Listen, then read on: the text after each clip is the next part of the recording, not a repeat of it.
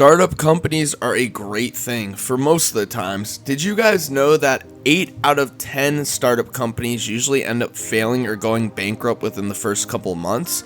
Well, these startup companies are an exception to these failures, and you guys are going to learn a lot from this video today. What's going on, guys? JT here with The Wealthy, coming at you with another video. Make sure before the video loads up to leave a like, comment, and subscribe. Also, make sure to turn our post notification bell on, as we do post every Monday and Friday. Also, guys, if you're new and you did subscribe, let us know in the comments section down below by commenting "I subscribe." That way you guys could be entered in this month's subscriber giveaway. We shout out one lucky subscriber who subscribes and comments down below saying they subscribed. Now, guys, let's get into today's video, the 10 startup companies that will be worth $10 billion.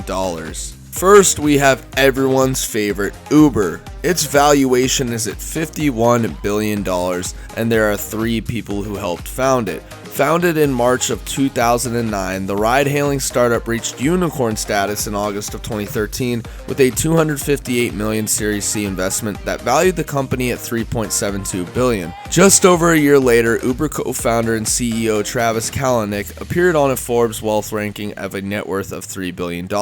Uber was valued at $18 billion by the time. Kalanick's co-founder Garrett Camp joined in on the Forbes billionaire list in March of 2015 with a net worth of $5.3 billion, as did Uber's first employee Ryan Graves with a net worth of $1.4 billion. Today, Kalanick and Camp are both worth $6.2 million, while Graves is just worth a measly $1.5 billion. Funny to say measly, but Uber has closed $1 billion of a $2 billion funding round that will value the company at more than $60 billion in the future to come.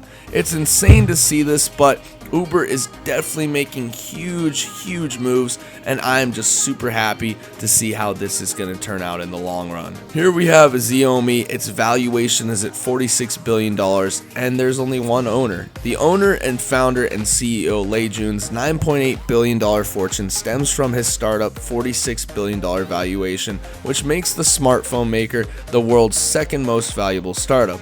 In early March, Lei said in a speech that he is not ruling out an IPO, a change from a previous assertions that the company planned to remain private. XIAOMI was founded in April of 2010 and became a unicorn in December of 2011.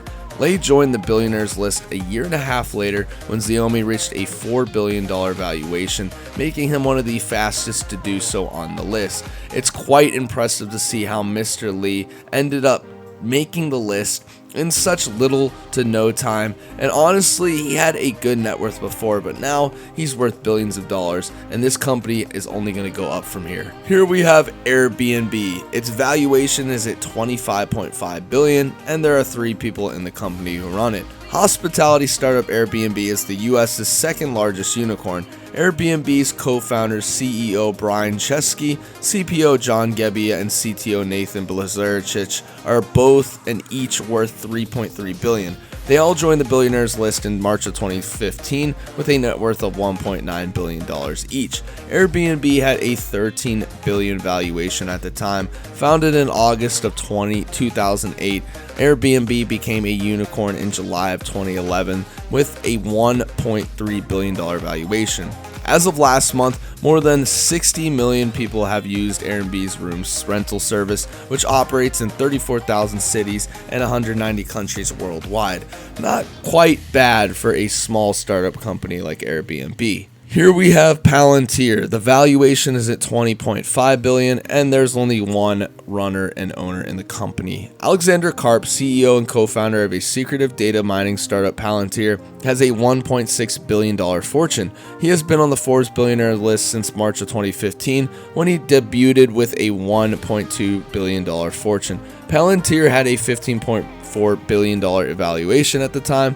Founded in 2004, Palantir became a unicorn in May of 2011 with a $1.6 billion valuation. Palantir co-founded Peter Thiel, and now he derives most of his $2.7 billion fortune from Palantir, but first got rich off Facebook, so that's why he isn't actually included on this list. Here we have Meituan Dianping. The valuation is at 18 billion and there's only one founder. Founder Wang Xing's fortune increased over 1 billion the past year after a Groupon-like site he founded merged with the Yelp-like site Dianping.com in a $15 billion deal. The new joint private company, which is China's largest offline-to-offline commerce company, is worth $18 billion.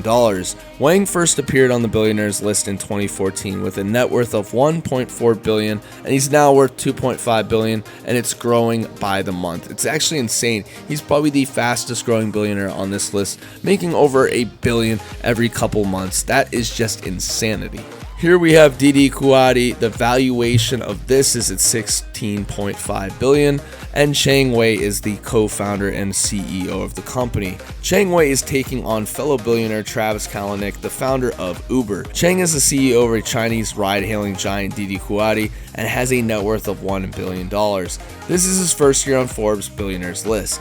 In early 2015, Chang's company DIDI Dache merged with its competitor KUAIDI Dache to take on the Uber industry in China. The new ride-hailing service boasted 1.4 billion rides in 2015. It took Uber 5 years to reach that number of rides worldwide. The startup company raised $3 billion at a $16.5 billion valuation in January of 2016. Here we have a very popular one, Snapchat.